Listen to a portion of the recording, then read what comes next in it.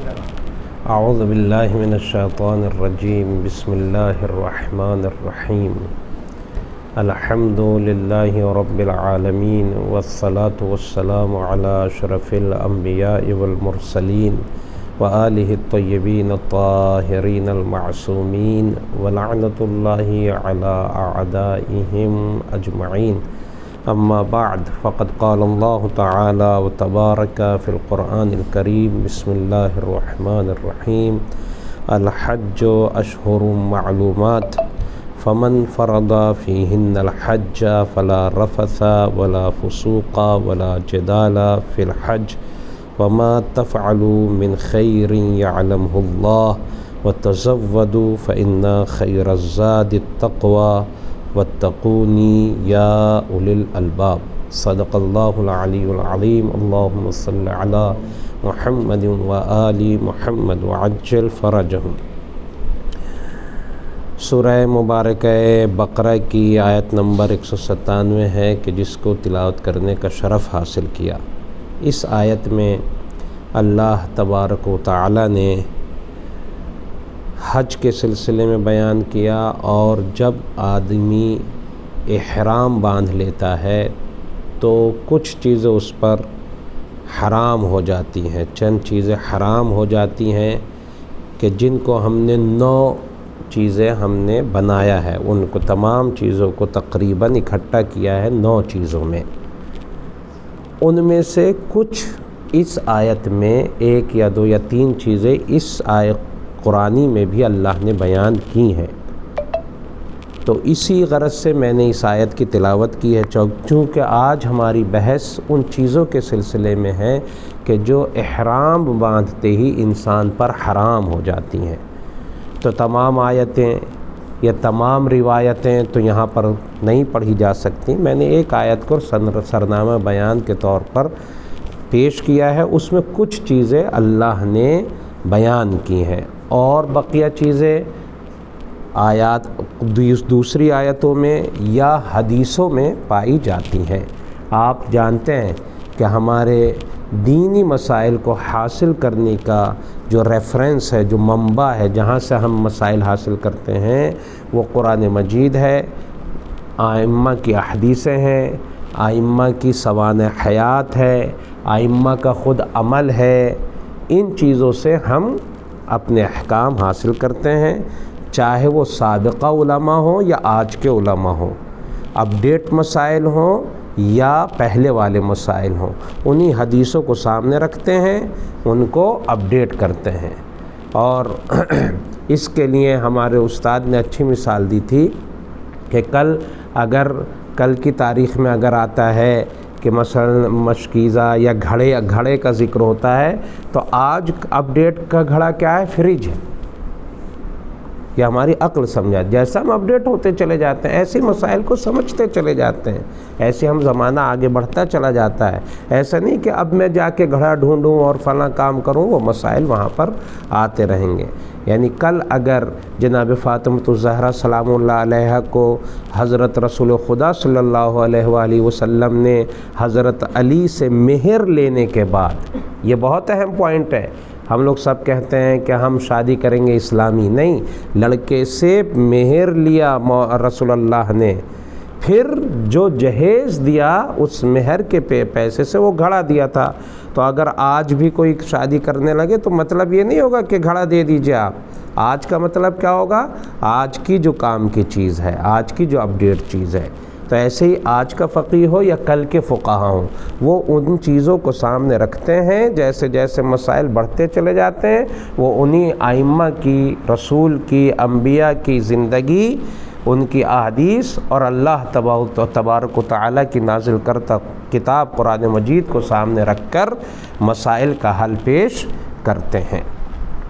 بہرحال ہماری بحث محرمات احرام کے سلسلے میں پہنچی، یعنی جیسے ہی ہم احرام باندھتے ہیں، بہت سے لوگ یہاں پر یہ استعمال کرتے ہیں محرمات حج، یہ غلط لفظ ہے، یا محرمات عمرہ، یہ غلط لفظ ہے۔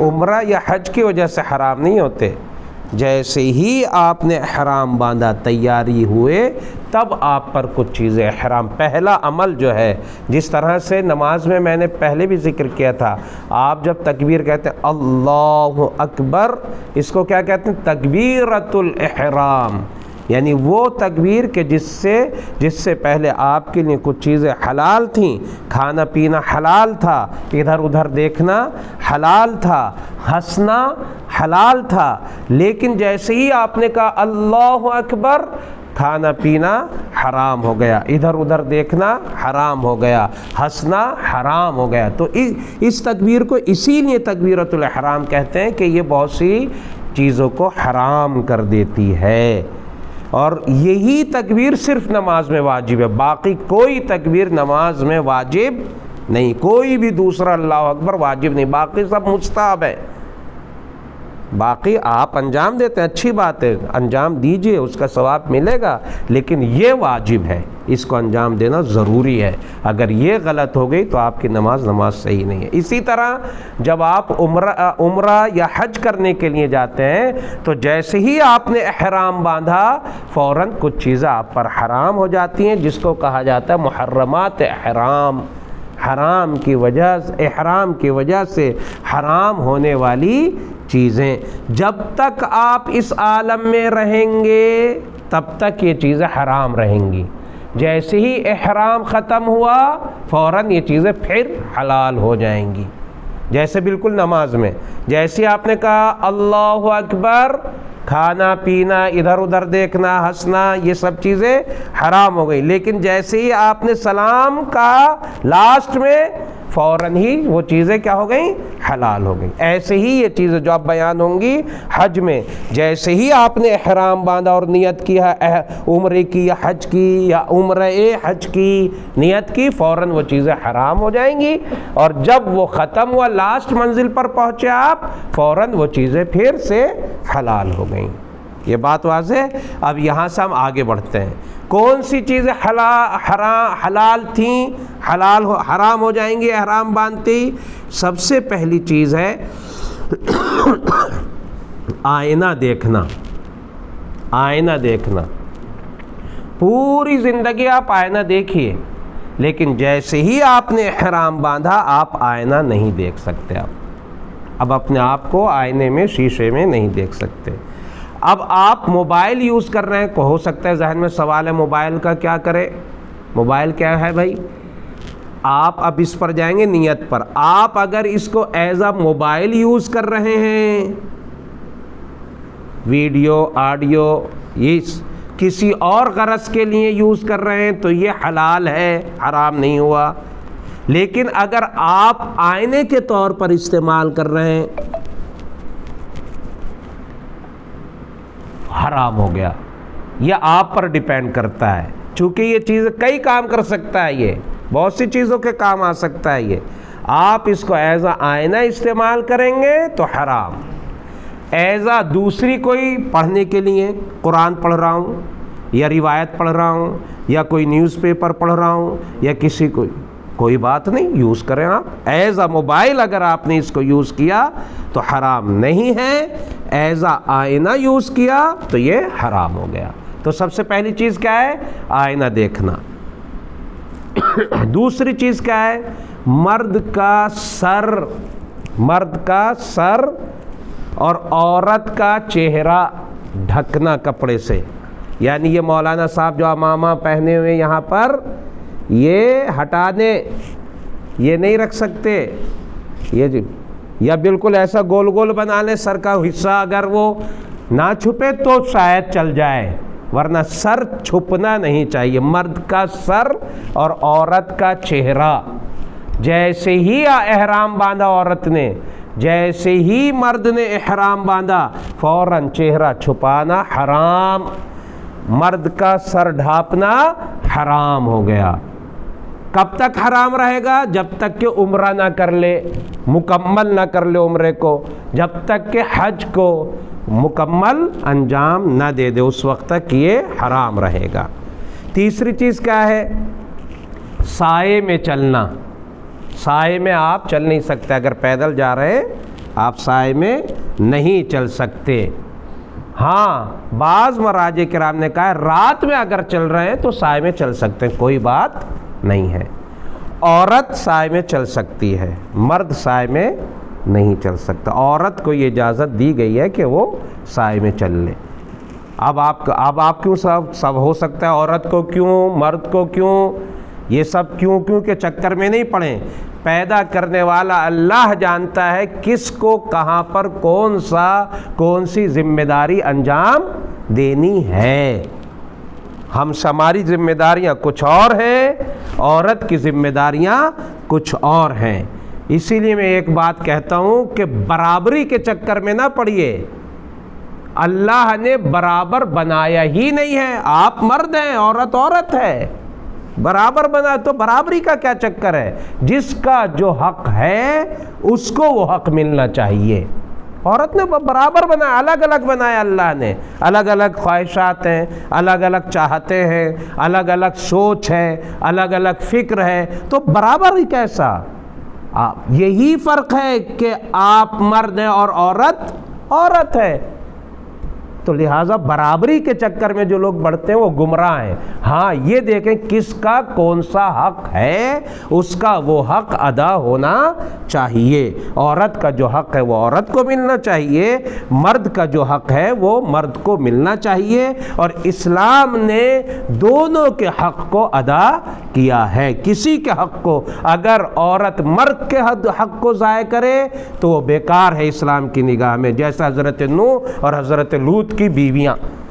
اور اگر مرد عورت کا حق وہ برباد کرے تو وہ مرد حق بیکار ہے اسلام کی نگاہ میں، جیسا فرعون اور ابو لہب ابو جہل مرد تھے لیکن اللہ نے آواز دی کہ بیکار لوگ ہیں، اس لیے کہ یہ حق کو انجام نہیں دیتے۔ تو اللہ کی نگاہ میں مرد یا عورت ہونا کمال نہیں ہے، اچھا انسان ہونا کمال ہے۔ عورت بھی انسان ہے، مرد بھی انسان ہے، جو اپنے فریضے کو اچھی طرح سے انجام دے گا وہ انسان چاہے مرد ہو یا عورت ہو اللہ کی نگاہ میں کامیاب ہے۔ بہرحال تو سب سے پہلا کیا ہے؟ آئینہ دیکھنا۔ دوسرا کیا ہے؟ مرد کا سر اور عورت کا چہرہ چھپانا، ڈھکنا، یہ ہے۔ تیسرا کیا ہے؟ سائے میں چلنا۔ ہاں یہاں پر ایک چیز اور ہے، یہ سائے میں چلنا مکے کی حدود تک ہے۔ جیسے ہی مکے میں آپ داخل ہوئے، مکے کی حد میں چلے گئے، مکے کی حد میں آ گئے، پھر یہ سائے میں چلنا حرام نہیں ہے۔ مکے کے باہر سائے میں آپ نہیں چل سکتے۔ چوتھی چیز کیا ہے؟ عطر یا خوشبودار کریم وغیرہ کا استعمال کرنا۔ خوشبودار جو بھی چیز ہو، چاہے حتیٰ صابن بھی خوشبودار ہے تو آپ استعمال نہیں کر سکتے۔ خوشبودار چیز، عطر یا خوشبودار چیز کوئی بھی آپ حج میں استعمال نہیں کر سکتے۔ پانچویں چیز کیا ہے؟ ناخن یا بال، ناخن اور بال توڑنا یا کاٹنا۔ کاٹ بھی نہیں سکتے، نہ توڑ سکتے ہیں نہ کاٹ سکتے ہیں، نہ توڑنا نہ کاٹنا، نہ ناخن توڑ سکتے ہیں، کچھ نہیں کر سکتے آپ۔ جیسے آپ نے اس سے پہلے آپ کر لیتے اچھی بات تھی، کاٹ کچھ، لیکن جیسے حرام باندھ لیا فوراً۔ اگرچہ میں نے بیان کیا تھا حج کے سلسلے میں، جو حاجی حج پر جا رہا ہے وہ ذی الحجہ کے داخل ہونے کے بعد بہتر یہ ہے کہ اپنے بال بھی نہ کاٹے، تاکہ جب بال منڈائے تو اس کے تھوڑے بال تیار ہوں۔ جیسا آپ بکرا لے کر آتے ہیں تو اس کو تھوڑا موٹا کرتے ہیں، کھلاتے پلاتے ہیں تاکہ اچھا ہو جائے، ایسے اللہ چاہتا ہے اچھے بال آپ اللہ کے ہاں قربان کریں، ٹھیک ہے؟ تو وہ الگ مسئلہ ہے۔ تو لیکن جب آپ نے احرام باندھ لیا تو ناخن نہیں کاٹ سکتے، بال نہیں کٹوا سکتے، نہ توڑ سکتے، کچھ نہیں کسی۔ اب لوگ شک میں سوال کرتے ہیں مولانا ہم نے دیکھا گر گیا،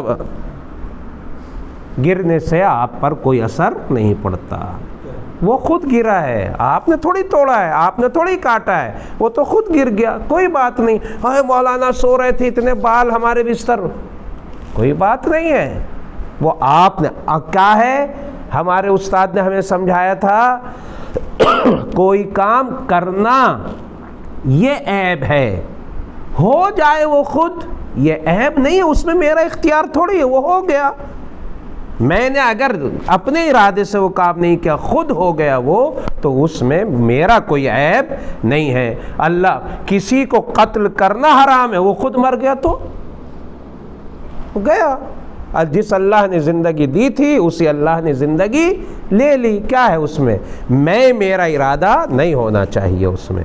تو کیا ہوا، ناخن اور بالوں کا توڑنا یا کاٹنا، یہ پانچویں چیز۔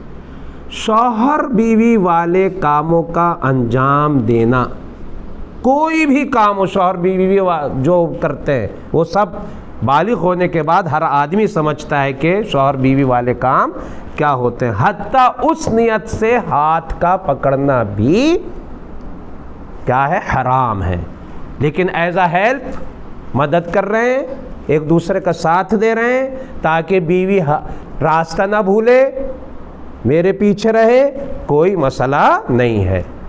لیکن شوہر بیوی والے کاموں کی نیت سے کوئی بھی کام انجام دینا یہ حرام ہے، حتیٰ چھونا بھی، ٹچنگ بھی، جس کو کہتے ہیں ٹچ کرنا، وہ بھی حرام ہے۔ ساتویں چیز کیا ہے، خون نکالنا۔ خون نکالنا، جو ہم کبھی کبھی جوش آ جاتا ہے آدمی کو، چلو خون دے دیتے ہیں، بلڈ نہیں، احرام کی حالت میں آپ نکال نہیں سکتے، احرام کی حالت میں آپ نکال نہیں سکتے۔ ہاں آپ کی ٹھوکر لگ گئی، خون خود نکل آیا، ناخن اکھڑ گیا، کچھ ہو گیا، خون خود نکل آیا، وہ کوئی مسئلہ نہیں ہے، وہ آپ کے اختیار کی بات نہیں۔ ہمیشہ آپ جب اختیار ہو آپ کو، وہ کام آپ کا غلط ہے۔ خون نکالنا ساتواں، 7 چیز ہو گئیں۔ 8ویں چیز کیا ہے، کسی بھی جانور حتیٰ مچھر مکھی وغیرہ تک کو مارنا، کسی جانور کو آپ مار نہیں، چھوٹے سے چھوٹے جانور کو بھی آپ مار نہیں، حتیٰ اپنے سر میں جوں آپ نے سوچا اللہ پکڑ مار دو، نہیں کر سکتے، آپ احرام کے بعد آپ نہیں کر سکتے۔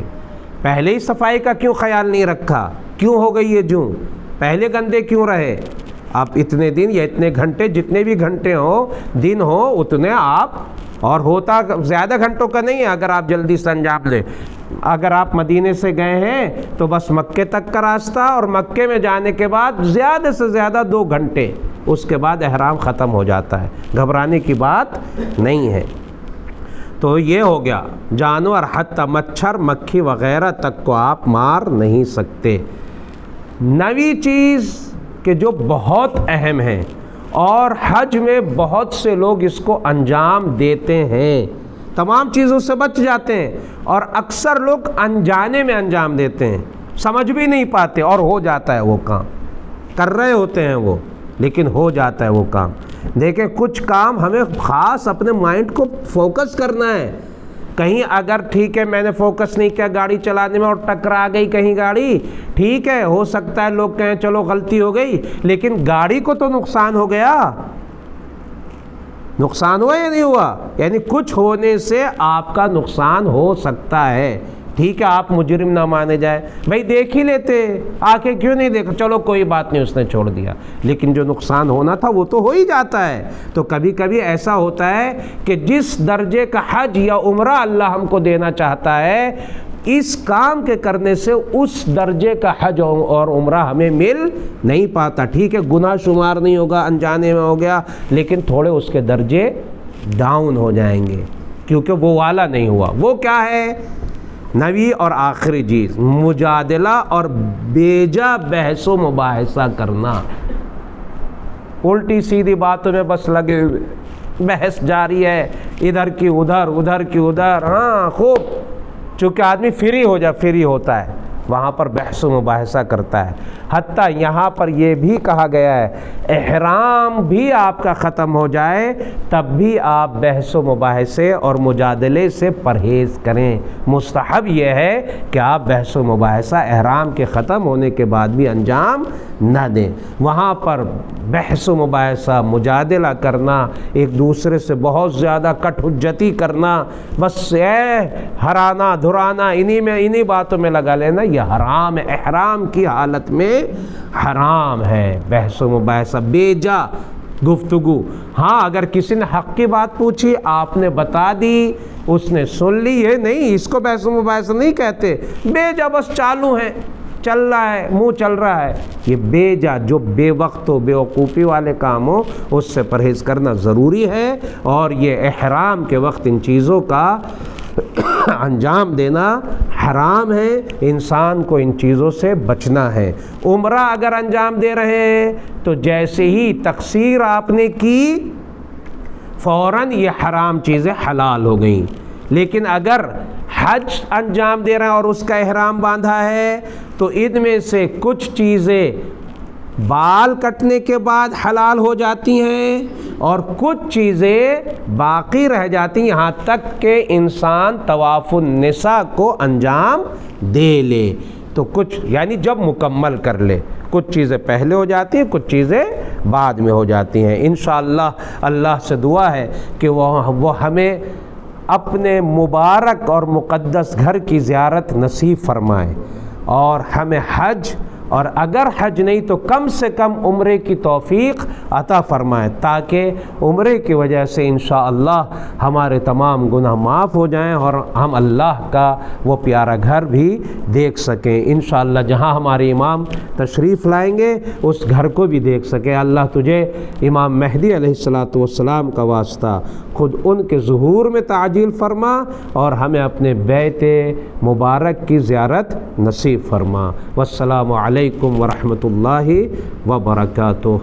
اللہم صل علی محمد وآل محمد وعجل فرجهم۔